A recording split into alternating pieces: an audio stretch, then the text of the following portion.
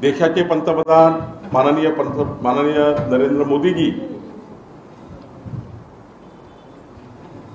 यांनी त्यांच्या सरकारचा 3-0 कार्यकाळ सुरू केला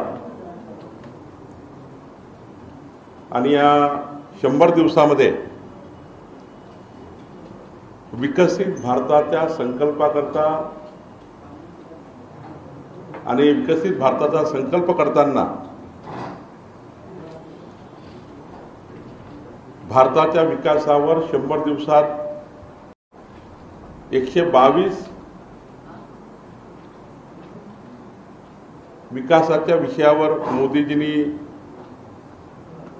मोदी सरकारने निर्णय घेतले। मोदीजींनी लोकसभा निवडणुकीमध्ये जो मॅन्युफॅक्चर दिला होता, विकासाचा जाहीरनामा दिला होता, पहिल्या 100 दिवसामध्ये मी आपल्याला 122 मुद्दे देणार आहे। ज्या 122 विकासाच्या विषयाचे निर्णय आपल्याला लेखी देणार आहे। पण हे करताना ठळक मुद्दे सांगताना पहिल्या 100 दिवसामध्ये 15 लाख कोटी रुपयाचे इन्फ्रास्ट्रक्चरचे प्रकल्प याला 100 दिवसातच मान्यता मिळाली आणि 3 लाख कोटी रुपयाचे कामं सुरू झाले। त्याची यादी आपल्याला देतो आहे। आपण बघितलं असाल, महाराष्ट्रामध्ये मागच्या वेळी मोदीजी आले, वाळवंटमध्ये 76,200 कोटी रुपयाचा वाळवंटचा जगातला सर्वोच्च बंदर, म्हणजे जगातल्या 10 सर्वोच्च बंदरामध्ये वाळवंटचं बंदर हा मागच्या 40 वर्षापासून न होणारा प्रकल्प, त्याला कामाला सुरुवात झाली। प्रधानमंत्री ग्राम सडक योजनेच्या 9व्या टप्प्यांना मान्यता मिळाली, जेणेकरून ग्रामीण भागातले संपूर्ण रस्ते आता प्रधानमंत्री ग्राम सडक योजनेमध्ये संपूर्ण महाराष्ट्र आणि देशामधले होणार आहे। जवळपास 49,000 कोटी रुपये प्रधानमंत्री ग्राम सडक योजनेच्या कामाला 25,000 गावांना देण्याचा निर्णय मोदी सरकारने घेतला आणि यामध्ये 62,500 किलोमीटर 25,000 गावांना 62,500 किलोमीटरची कनेक्टिव्हिटी होणार आहे। आपण बघितलं असाल, किसान मित्र योजनेमध्ये मोदीजींनी प्रधानमंत्री किसान सन्मान योजनेचा 17वा हप्ता रिलीज केला। 9,30,00,000 लोकांना, शेतकऱ्यांना 20,000 कोटी रुपयाचा रक्कम मागच्या हप्त्यामध्ये वितरित झाली आणि आतापर्यंत 12,33,00,000 शेतकऱ्यांना 3 लाख कोटी रुपये वितरित झाले। 3 लाख कोटी रुपये वितरित झाले।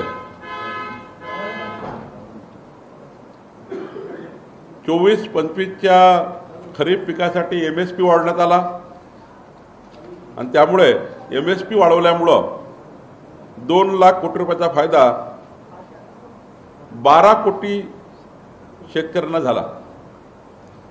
याचे सर्व आकडे उपलब्ध आहे। किसान मित्रमध्ये महाराष्ट्राला मोठा फायदा झाला। सोयाबीनमध्ये आता बघा, पाम ऑइलवर इम्पोर्ट ड्युटी नव्हती, आता इम्पोर्ट ड्युटी लावल्यामुळं सोयाबीनचे जी मागणी शेतकऱ्याची होती की आमचे दर वाढवा, यामध्ये खूप मोठा फायदा सोयाबीनच्या शेतकऱ्यांना त्यांची आधारभूत किमतीपेक्षा जास्त पैसा त्या ठिकाणी शेतकऱ्यांना त्या ठिकाणी सोयाबीनच्या विक्रीवर मिळेल, याचा मला विश्वास आहे। बासमती चावलबद्दल सुद्धा मोठ्या प्रमाणावर शेतकऱ्यांना किमती वाढण्याकरता बासमती तांदळाचे याकरता निर्णय घेतले आणि कांदा उत्पादक शेतकरी जे मागच्या काळामध्ये खूप रोष होता कांदा उत्पादक शेतकऱ्यांचा, त्याबद्दलही मोठी त्या ठिकाणी आता शेतकऱ्यांच्या किमती वाढल्या, शेतकऱ्याच्या कांद्याच्या किमती वाढणार आहे। कर सवलत आपल्याला माहिती आहे की आता 7 लाख रुपयापर्यंत इन्कम टॅक्सला केंद्र सरकारने सूट दिली आहे आणि मोठा फायदा या ठिकाणी मध्यमवर्गीय लोकांनाही झाल्याचं आपल्याला दिसतं आहे. ईज ऑफ डुईंग बिझनेसमध्येही जवळपास 8 निर्णय केंद्र सरकारने घेतले. सशक्त तरुण योजनेमध्ये 2 लाख कोटी रुपयाच्या PM पॅकेज योजना तरुणामध्ये रोजगार आणि कौशल्य निर्माण करण्याचा करण्याकरता सशक्त तरुण योजना ही योजनेचंही काम सुरू झालं. आपण बघितलं असाल जसं महाराष्ट्रामध्ये मुख्यमंत्री माझी लाडली बहीण योजना आपल्या महाराष्ट्र सरकारने सुरू केली, त्याचप्रमाणे सशक्त नारी शक्तीमध्ये दीनदयाल अंत्योदय योजनेमध्ये 10 कोटीहून अधिक महिलांना त्यातलं एकत्रित करून त्यांच्या उपजीविकेकरता डिजिटल साक्षरता असेल, सामाजिक विकास असेल, 90 लाखावरनं अधिक बचत गटांना त्या ठिकाणी एकत्रित करून रोजगार निर्मिती करण्याची योजना तयार करण्यात आली आहे. आणि आता बघितलं तुम्ही जळगावमध्ये 1.5 लाख आमच्या बहिणी त्या कार्यक्रमाला होत्या. लखपती दीदी म्हणजे 3 कोटी महिलांना लखपती दीदी करण्याचं उद्दिष्ट त्यामध्ये महाराष्ट्राला मोठा लाभ केंद्र सरकारकडे झाला. OBC मागासवर्गीय अनुसूचित जमाती या समाजाकरताही जे पिछडा वर्ग आहे या समाजाच्या विकासाकरता माननीय मोदी सरकारने मागच्या 10 वर्षात जर देश पुढे नेलाच तर या 100 दिवसामध्ये या ठिकाणी उन्नत ग्राम अभियानामध्ये म्हणजे बघा त्या ठिकाणी आदिवासी सामाजिक सुधारणा करण्याकरता उन्नत ग्राम अभियानामध्ये 63,000 अनुसूचित जमातीच्या गावांचा विकास, 63,000 अनुसूचित जमातीचे गावं, शेड्यूल ट्राईब गावं, 63,000 गावं यांच्याकरता मोठ्या प्रमाणावर आणि एका गावाकरता 5 कोटी या पद्धतीनं सुधारणा योजना तयार केली. विशेष अपंगत्वाची ओळखपत्र आणि त्यातून मग त्या अपंगांना संपूर्ण त्यांचा जीवनाचा आधार होईल असं योजना मोदी सरकारने तयार केली आहे. त्याचंही जवळपास 11 बाबीवर मी आपल्याला विवरण देणार आहे. सुलभ आरोग्य सेवेमध्ये 70 वर्ष त्याहून अधिक वयाच्या ज्येष्ठ नागरिकांना 5 लाखापर्यंत मोफत विमा याचे आता कार्ड सुरू झाले आणि यामध्ये खूप मोठ्या प्रमाणावर इकडे महाराष्ट्र सरकारची वयश्री योजना आणि केंद्र सरकारची आयुष्यमान भारत योजना यातनं 70 वर्षापेक्षा जास्त प्रत्येक आमच्या ज्येष्ठ नागरिकांना 5 लाख रुपयाचा मोठा आधार या ठिकाणी मिळणार आहे. 4.5 कोटी कुटुंबांना जवळपास 6 कोटी ज्येष्ठ नागरिकांना याची मदत होईल. 75,000 आपण बघितलं नवीन वैद्यकीय जागा वाढवण्यासाठी मोदी सरकारने निर्णय घेतला. असे जवळपास 12 निर्णय मोदी सरकारने घेतले आहे. विज्ञान आणि तंत्रज्ञानमध्येही मोठ्या प्रमाणावर निर्णय मोदी सरकारने घेतले. 100 दिवसामध्ये अंतराळ स्टार्टअप योजनेकरता 1,000 कोटी व्हेंचर कॅपिटल फंडची योजना या ठिकाणी आली आणि असे 8 निर्णय मोदी सरकारने घेतले. प्रशासन आणि कायदा सुव्यवस्थेच्या बाबतीत आपल्याला माहिती आहे की पेपर फुटीसाठी जो अत्यंत महत्त्वाचा गंभीर प्रश्न होता, पेपर फुटी करता आणि त्याच्यावर तोडगा काढण्याकरता सार्वजनिक परीक्षा अयोग्य माध्यमाचे प्रतिबंधक कायदा 2024 म्हणजे पेपर फुटी करता अत्यंत महत्त्वाचा निर्णय, कडक कायदा केंद्र सरकारने केला. सोबतच आपल्याला माहिती आहे ब्रिटिशकालीन काही कायदे होते, जुने कायदे, त्याच्यामध्ये मोठ्या प्रमाणावर सुधारणा आमच्या मोदी सरकारच्या मध्ये माननीय अमित भाई यांनी सभागृहात केल्या आणि त्याच्यात मोठा फायदा देशाला झाला. ऊर्जा सुरक्षामध्ये आपल्याला बघितलं आहे की आता 300 युनिटचं ऊर्जा घर मध्यमवर्गीय परिवारांना मिळणार आहे. म्हणजे 300 युनिटपर्यंत जर वीज वापरली तर सूर्यघर जर लावलं तर तुमचं वीज बिल आता येणार नाही. त्याकरता सूर्यघर योजना आता मोठ्या प्रमाणावर सुरू झाली. मध्यमवर्गीय आणि अत्यल्प भूधारक,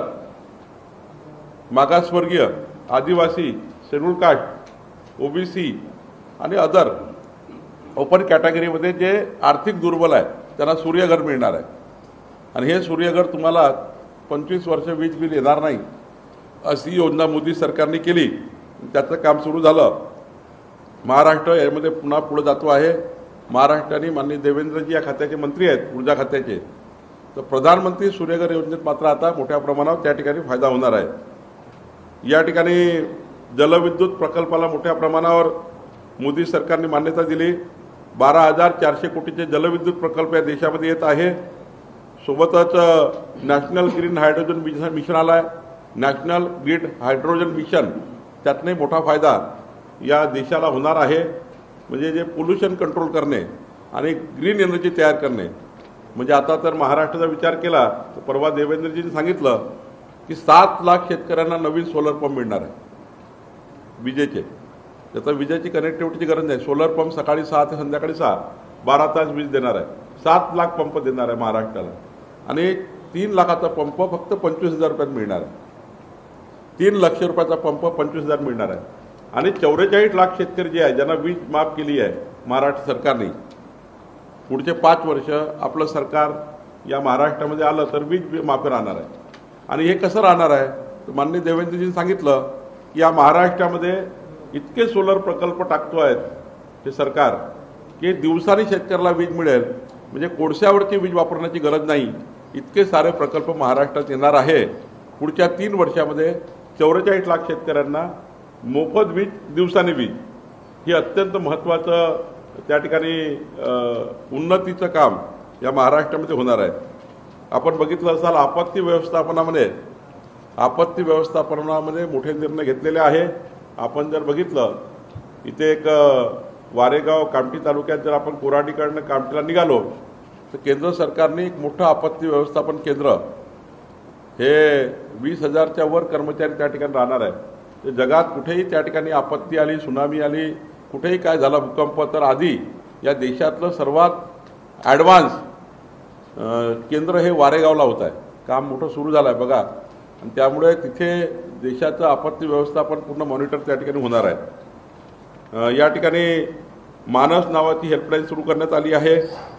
सायबर गुन्ह्याशी लढणाऱ्या सर्व स्टेक होल्डरसाठी समन्वयक प्लॅटफॉर्म सुरू करण्यात आला आहे. पुढील 5 वर्षात 5,000 सायबर कमांडो तयार करण्याची योजना मोदी सरकारने केली.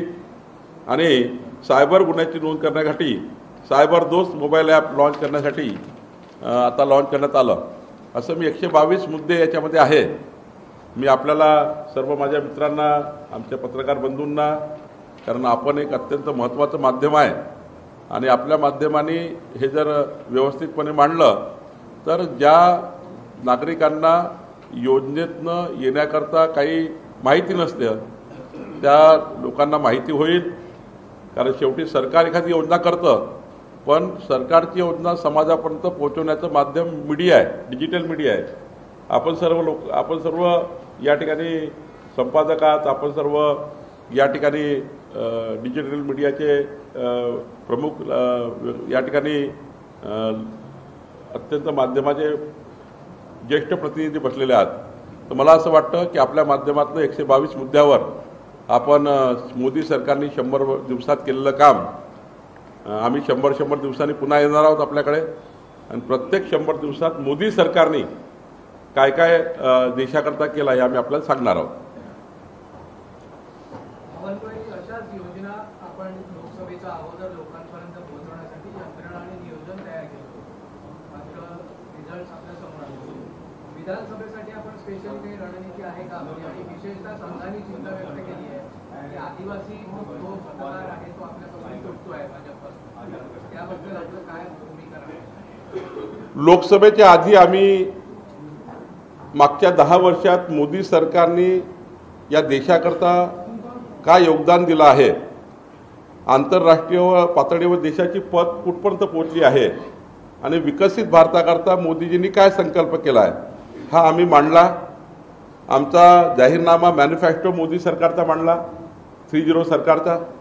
पण जनतेला विकसित भारताच्या संकल्पाकडे किंवा नॅशनल निवडणुकीकडे या ठिकाणी ज्या पद्धतीचं मतदान झालं ते विकसित भारताच्या मॅनिफेस्टोवर कमी झालं. आणि विरोधकांनी ज्या पद्धतीने जनतेला कन्फ्यूज केलं, म्हणजे विरोधकांनी सांगितलं मोदीजी संविधान बदलणार आहे, विरोधकांनी सांगितलं आदिवासीचं आरक्षण काढणार आहे, विरोधकांनी सांगितलं महिलांना 850 रुपये महिना, 8,500 रुपये महिना आम्ही देणार आहोत, असे लोकल नरेटिव्ह तयार करून विकसित भारत बाजूला सोडला. आत्ता मात्र आम्ही जो मॅन्युफॅक्चर दिला मोदीजींनी, त्या मॅन्युफॅक्चरवर आमची जबाबदारी आहे. सरकार आल्यावर पक्षाची जबाबदारी आहे, सरकारची जबाबदारी आहे की जर आपण मतं घेतले आहे, या मताचं काय झालं, मतं घेऊन सरकार पडून गेलं का, असं जनतेला वाटू नये. 100 दिवसांनी हिशोब दिला पाहिजे जनतेला. म्हणून आम्ही आज तुमच्यासमोर आलो आहे. एक राहिला प्रश्न विधानसभेचा. विधानसभा निवडणुकीच्या पूर्वी आम्ही जेव्हा जातो आहे, लवकरच विधानसभा निवडणुका लागतील, पण आम्ही केंद्र सरकार राज्य सरकारकडनं महाराष्ट्राच्या विकासाकरता 14 कोटी जनतेच्या विकासाकरता जो अजेंडा घेऊन समोर जातो आहे, तो डबल इंजिन सरकारचा अजेंडा आहे. मोदी सरकार दिल्लीमध्ये 2029 पर्यंत आहे. मग 2029 पर्यंत मोदी सरकार आहे आणि आम्ही स्पेसिफिक विकसित भारताचा जाहीरनामा घेऊन आलो आहे, विकसित भारताचा विकास घेऊन आलो आहे. मोदीजी त्यावर पूर्ण काम करत आहे. आमचा एकच महाराष्ट्र जनतेसमोर आम्ही आमचा अजेंडा ठेवणार आहे. मोदीजी 2029 पर्यंत प्रधानमंत्री आहे. महाराष्ट्रात जर महायुतीचं सरकार आलं तर केंद्र सरकार राज्य सरकारचं डबल इंजिन या महाराष्ट्राच्या 14 कोटी जनतेचं कल्याण आणि महाराष्ट्र विकसित झाल्याशिवाय राहणार नाही, हाच आमचा मुख्य अजेंडा निवडणुकीचा असणार आहे. राहिला प्रश्न आदिवासी भागातल्या जनतेचा. आदिवासी जनतेला आमच्या विरोधकांनी कन्फ्यूज केला आहे. आम्ही आदिवासी विभागाच्या आदिवासी नागरिकांना परिवारांना मुख्य प्रवाहात आणण्याचा प्रयत्न करतो आहे.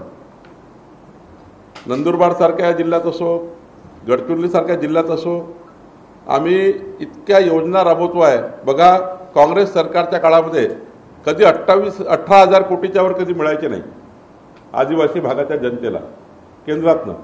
आता 86,000 कोटी रुपये मिळतात. 86,000 कोटी प्रत्येक वर्षी. म्हणजे बघा, 18,000 कोटी कुठं वर्षाचे आदिवासी भागाच्या विकासाकरता, आणि 86,000 कोटी कुठं. इतकं देऊनही त्यांना कन्फ्यूज केलं आहे. आदिवासी भागातल्या जनतेला जे कन्फ्युजन्स आहे ते कन्व्हेन्स करून त्यांच्यासमोर वस्तुस्थिती मांडून त्यांना आमच्याकडे आणण्याचा आम्ही प्रयत्न करतो आहे. मला विश्वास आहे की खोटारडेपणा दूर होईल आणि खोटारडेपणा जो आदिवासी जनतेच्या मनात त्यांनी भरला काँग्रेसवाल्यांनी, तो दूर होईल आणि आम्ही त्यांना कन्व्हेन्स करून आमच्याकडे पुन्हा आदिवासी समाज आमच्या बाजूने आल्याशिवाय राहणार नाही. चंद्रशेखर जी, आपके पार्टी के राज्यसभा के सदस्य अनिल बोंडे जी, उन्होंने राहुल गांधी को कहा है कि उनकी जीप पे चटके देने चाहिए. आपके सहयोगी पार्टी के विधायक कहते हैं कि उनकी जीप काट दी चाहिए. तो ये 100 दिन का अवसर है क्या है, इस प्रकार का वक्तव्य दिया जा रहा है? देखिए, मैं संजय गायकवाड़ या अनिल बोंडे के वक्तव्य से सहमत नहीं हूं. उन्होंने ऐसा इसके बाद कहना भी नहीं चाहिए. लेकिन राहुल गांधी ने भी संभल के बात करनी चाहिए.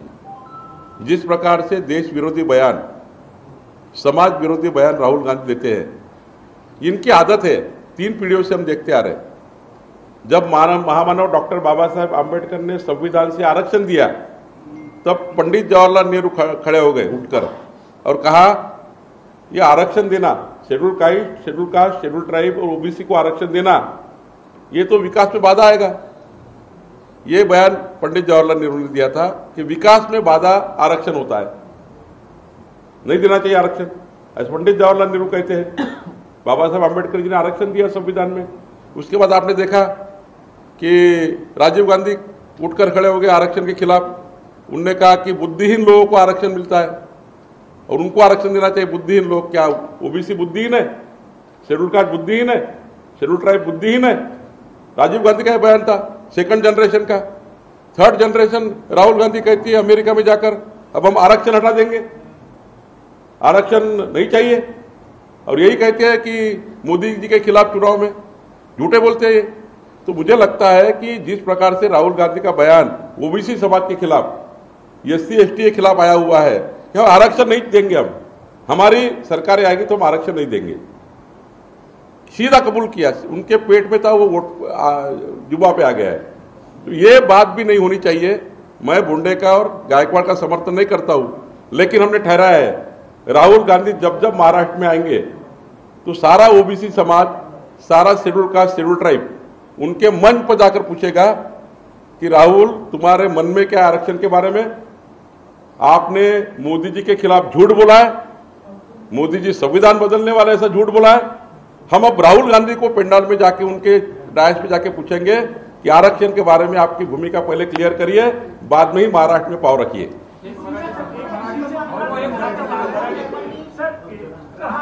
रामदास अठवले आपके पार्टी की सहयोगी पार्टी के सदस्य है, मंत्री है, उन्होंने कहा है कि राहुल गांधी का जो पासपोर्ट है विदेश में जाके बदनाम कर रहे हैं देश को, उनका पासपोर्ट रद्द कर देना चाहिए। देखिए, रामदास अठवले जी ने सोच समझकर बोला होगा, क्योंकि राहुल गांधी जब जब विदेश जाते हैं तो देश की बदनामी करते हैं। कभी वो देश के मूल ढांचा को हाथ लगाते हैं, आरक्षण पद्धति पे अमेरिका में जाके बात करते हैं, देश की अर्थव्यवस्था में बात करते हैं। आज बताइए, सारे विश्व के सारे देशों की हालत गंभीर है,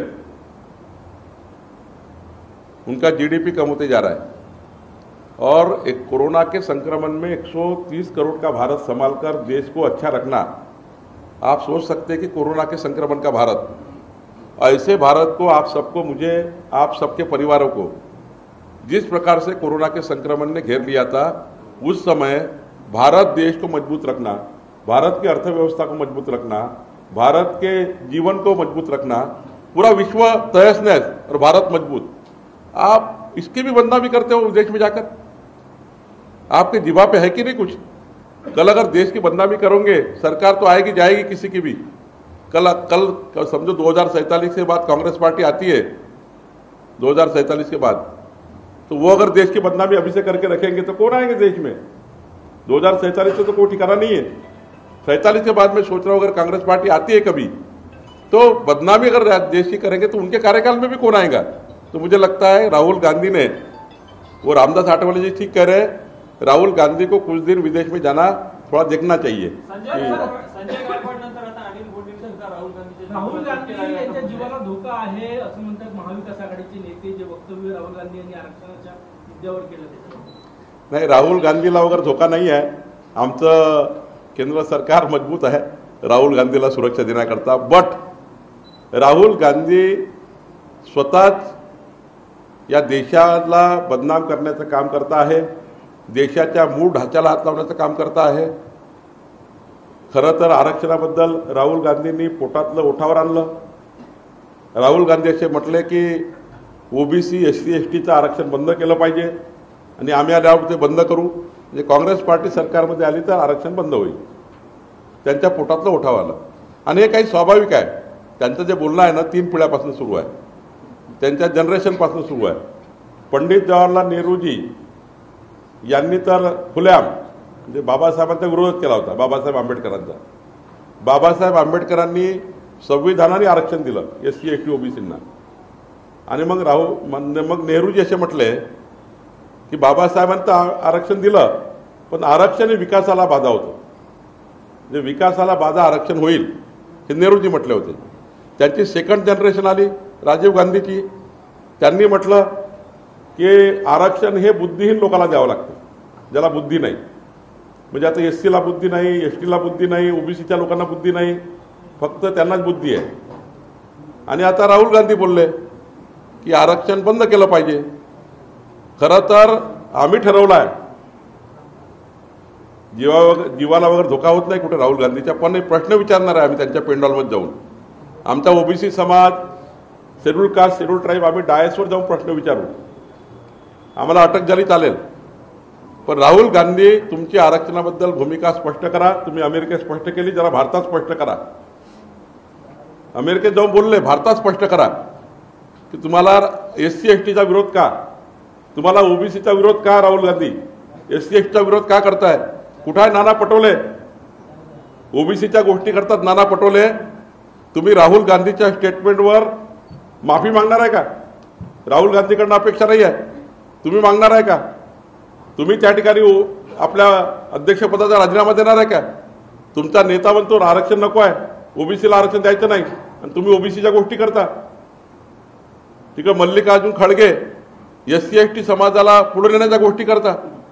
खळगेंनी सांगितलं पाहिजे, मल्लिकार्जुन खळगेंनी, की राहुल गांधीच्या मताला ते मान्य आहेत का. खरं तर काँग्रेस पार्टीमध्ये प्रचंड SC ST बद्दल विरोध आहे, ओबीसी बद्दल विरोध आहे आणि हे 3 पिढ्यापासून काँग्रेस विरोध दाखवतो आहे. महामानव डॉक्टर बाबासाहेब आंबेडकरांचा विचाराचा विरोध काँग्रेस पार्टी नेहमीच करतं. अशी एक काँग्रेस पार्टी आहे.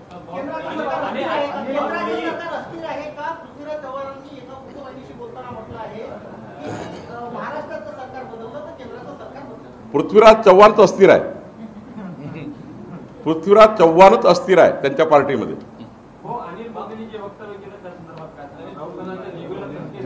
मी सांगितलं ना की संजय गायकवाड किंवा अनिल बोंडेंच्या वक्तव्याचं असं वक्तव्य करू नये. पण मी आत्ताच सांगितलं की राहुल गांधीला मात्र महाराष्ट्रात प्रश्न ओबीसी समाज विचारेल, SC ST विचारेल, तुम्ही आमच्या आरक्षणाला विरोध का करताय.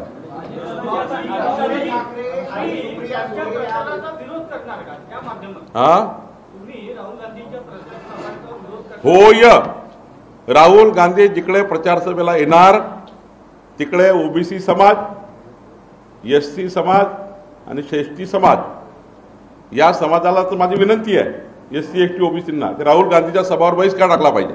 पहिले तर सामाजिक बहिष्कार व्हावा. राहुल गांधींच्या या भूमिकेवर समाजानेच बहिष्कार टाकला पाहिजे, जाऊच नाही ओबीसी SC ST.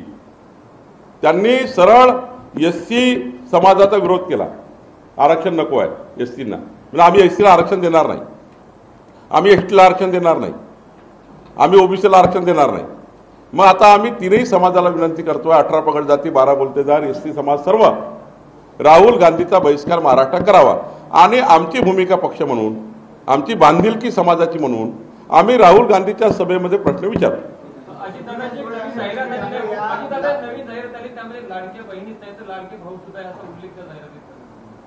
आता बघा, लाडके भाऊ खूप मोठ्या प्रमाणावर त्या ठिकाणी सरकारने सोबत घेतले आहे.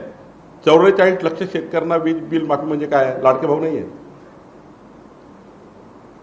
10,000 रुपये अप्रेंटिसच्या युवकांना, म्हणजे मोठ्या प्रमाणावर 10,000 रुपयामध्ये महिन्याचे 10,000 देऊन आपल्या युवकांना अप्रेंटिसचं ट्रेनिंग, आता विश्वकर्मा योजनेचा कॅम्प होतो आहे. हे जे लाभार्थी आहे हे कोण आहेत, लाडके भाऊ नाही आहे. शेतकऱ्यांना प्रधानमंत्री किसान योजनेचा लाभ म्हणजे कोण आहे, लाडके भाऊच आहे. जेवढ्या काही योजना या व्यक्ती म्हणून आहे ते लाडके भाऊ आहे. जेवढ्या काही योजना आमच्या बहिणी करतात ते लाडक्या बहिणी आहे. सिंपल आहे. सर बहुत अच्छी योजना है, सर बहुत अच्छी योजना है लगाई, लाडली बहन भाई किसान और वो सीधा वगैरह, इसको लेकर देश का टैक्स पेयर जो है वो काफी नाराज है. उनका कहना है कि हमारे पैसों को जो है फ्री में नहीं बांटा जाता. देखिए, सारे टैक्स पेयर भाइयों से मेरा कहना है, जब ये पैसा किसानों के पास जाता है, जब ये पैसा मेरी लाडली बहना के पास जाता है, वो सारा पैसा मार्केट में आता है. मैं एक गांव में गया था, भुगांव में, परसों. वहाँ 450 बहनों को 1,500 रुपये मिले, 3,000 रुपये 2 महीने का मिला, अब और मिलने वाला है. वो सारे पैसे भुगांव के मार्केट में आए, तो चलन बढ़ा. ये पैसा कभी घर में रहता नहीं है, कोई डिपॉजिट नहीं करता है. कुछ महिलाओं ने तो इंश्योरेंस निकाले अपने परिवार के. तो ये पैसा कभी गरीब आदमी के, मध्यम वर्ग के घर में रहता नहीं. आप देखो, मध्यम वर्ग के व्यक्ति सारा पैसा उनको लग ही जाता है. ये पैसा आ जाके मार्केट में आता है, तो टैक्स पेयर को इसके अड़चन नहीं है, मुझे ऐसा लगता है. मुंबईला लीक रोडवर ऑडिओ गाडीने रेसिंग करता करता ऍक्सिडेंट झाला, जसं विषयापासून दूर जातो. मग हा प्रकार कधी आळा पडणार का? मी यापूर्वी सांगितलं आहे तुम्हाला की पोलिसांच्या साऱ्या चौकशा खुल्या चालू आहे. आणि मी तुम्हाला वारंवार सांगतो, माझा काही म्हणणं आहे. परवाही मी सांगितलं, 2दा सांगितलं, मी कधीही याच्यावर पडत नाही. कारवाई जे व्हायची सर्वांनी झाली पाहिजे. आपके मित्र आदित्य ठाकरे, उन्होंने बांग्लादेश और भारत के क्रिकेट सीरीज छोड़ी है, उसका दंड कसा है. अब हिंदू जनजागृति संगठनों ने भी कहा है कि जब तक हिंदुओं की स्थिति बांग्लादेश में ठीक नहीं हो जाती, क्रिकेट की सीरीज नहीं खेलनी चाहिए. इसकी शुरुआत आदित्य ठाकरे ने की. देखिए, मुझे थोड़ा आपने जो बताया मैंने देखा नहीं, लेकिन मैं इसके बारे में कल टिप्पणी करूँगा।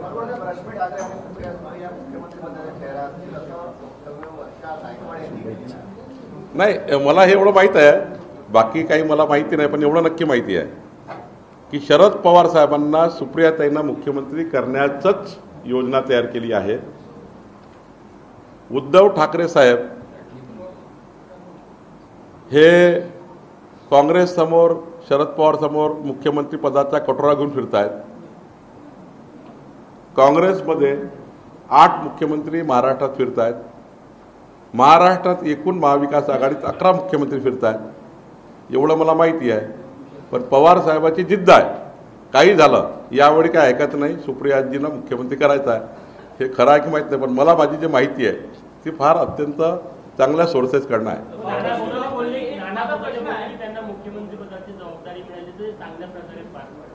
नाना पटोलेजी यांना आनंदच आहे, ते विदर्भातले आहे, पण मला नाना पटोलेची आरक्षणाबद्दलची भूमिका ही जरा मुख्यमंत्री बनण्यापूर्वी जरा बाहेर आली पाहिजे। जनतेला सांगितलं पाहिजे की ओबीसीचं आरक्षण राहुल गांधी बंद करायला निघाले आहे, मग मुख्यमंत्र्याची चर्चा करू, पहिले यावर नाना पटोलेंनी उत्तर दिलं पाहिजे।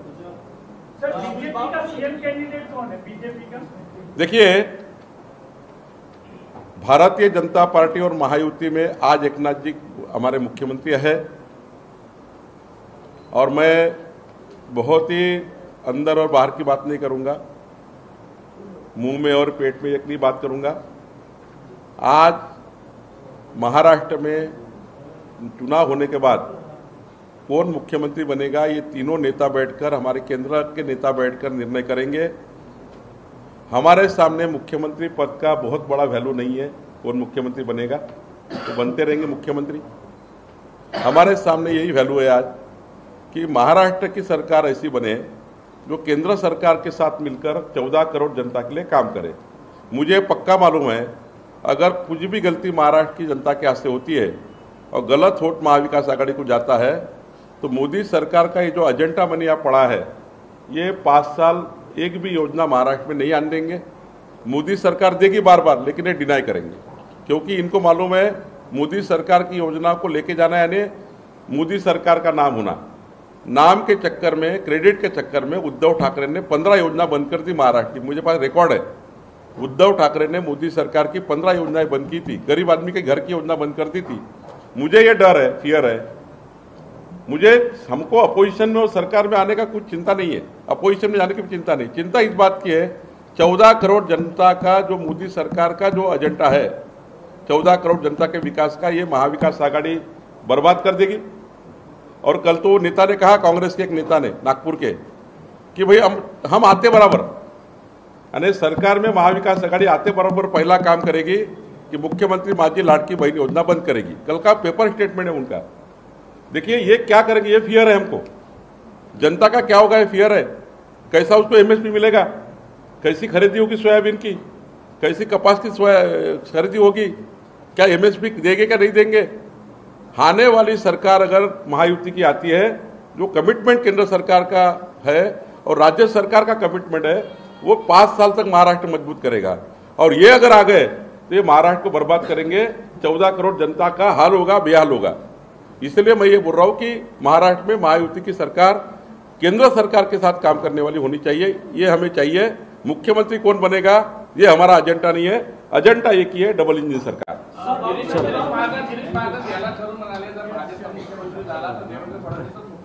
सिंपल आणि सोपा आहे।